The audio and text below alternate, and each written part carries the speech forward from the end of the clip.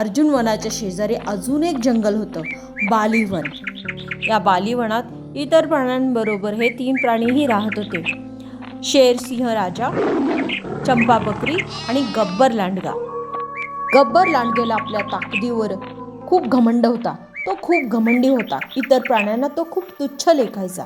गब्बर लांडग्याला स्वतःवर एवढा घमंड होता की छोटे मोठे प्राणी जरी त्याच्या समोर आले तरी त्यांच्यावर तो ओरडायचा, दादागिरी करायचा.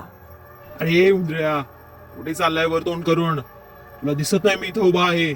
सलाम कर मला, सलाम सलाम कर, नाही तर तुझ्या चामडीची चप्पल बनवून सगळ्या जंगलभर फिरेन. ओ हो हो हो हो, सलाम गब्बर दादा. हा, आता तू जाऊ शकतोस. जंगलामध्ये गब्बर लांडग्याची खूप वट होती, खूप भीती होती. गब्बर लांडग्याला पाहून इतर प्राणी आपला रस्ता बदलायचे. एकदा चंपा बकरी आपल्या पिल्लांसाठी फळं, गवत शोधत होती.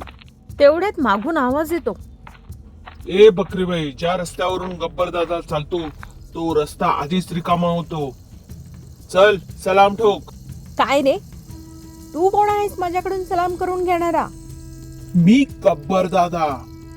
पूर्ण जंगल मला घाबरते आणि मला सलाम करतो. जंगल तुला घाबरत नाही, तुला कंटाळलेले आहे. हा आगाऊपणा एक दिवस तुझ्यावरच भारी पडणार आहे. या संपूर्ण जंगलाचा राजा सिंह आहे, तू नाहीस. तुझ्या या जंगलाचा राजा सुद्धा मला सलाम मारतो, समजलास? बकरीला आता समजले होते की हा मूर्ख लांडगा काही ऐकणार नाही. एक दिवस जंगलाचा राजा सिंह जंगलामध्ये पाहणी करत होता. तेवढ्याच समोरून गब्बर लांडगा येतो. हे राजा, चल सलाम कर. ए गब्बर लांडग्या, अवकातीत राहा. मी या जंगलाचा राजा आहे. आणि मी या जंगलाचा दादा आहे. चल सलाम कर, नाहीतर तुझे सगळे दात काढून तुझ्या हातात देईन बघ. जंगलाच्या राजाने थोडा विचार केला की ह्या मूर्खाच्या नादी लागून काही उपयोग नाही, कारण त्याचा भांडण्याचा मूडही नव्हता. सलाम गब्बर दादा. वाह, म्हणजे या जंगलाचा राजा सुद्धा मला सलाम करतो. आहा. लांडग्याच्या दुर्व्यवहाराची बातमी जेव्हा त्याच्या बालमित्र गाढवाला कळते तेव्हा त्याला खूप वाईट वाटते. मग एक दिवस त्याचा बालपणीचा मित्र लांडग्याला भेटायला जातो. अरे गब्बर, तू एवढ्या घमंडीपणे इतर प्राण्यांशी कसं काय वागू शकतोस?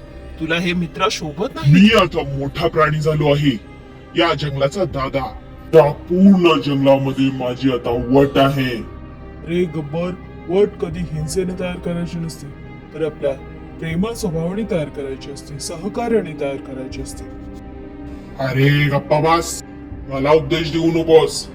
मला सलाम कर, नाहीतर तुझे दात पाडून तुझ्या शेपटीला बांधेन. मग गाढव दुःखी होऊन गब्बरला सलाम करतो. इतक्या वर्षाची जुनी मैत्री त्यांची क्षणात तुटते. आता तर गब्बर सर्व प्राण्यांवर दादागिरी करत होता, त्यांना त्रास देत होता.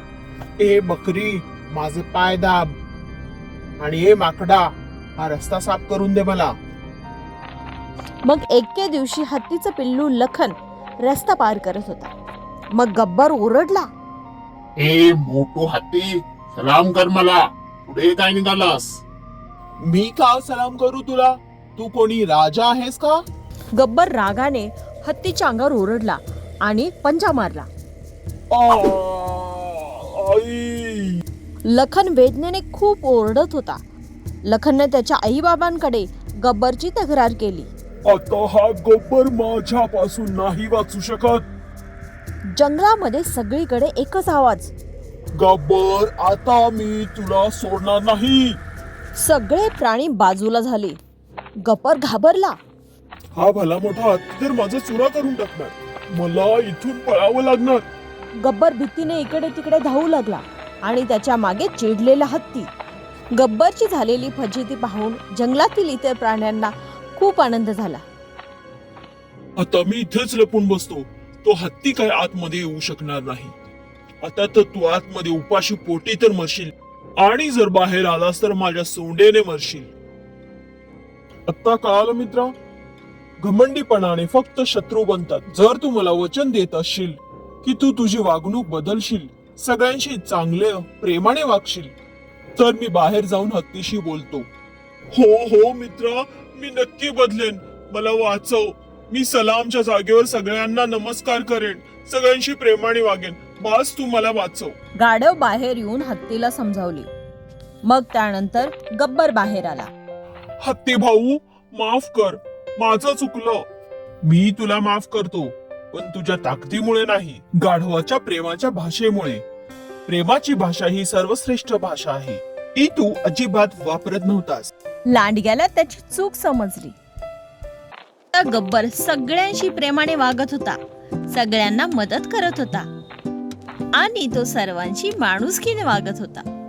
बकरी म्हणाली, आता शोभतोस तू जंगलाचा खरा दादा. व्हिडिओ आवडल्यास लाईक करा, शेअर करा आणि आपल्या चॅनलला सबस्क्राईब करा.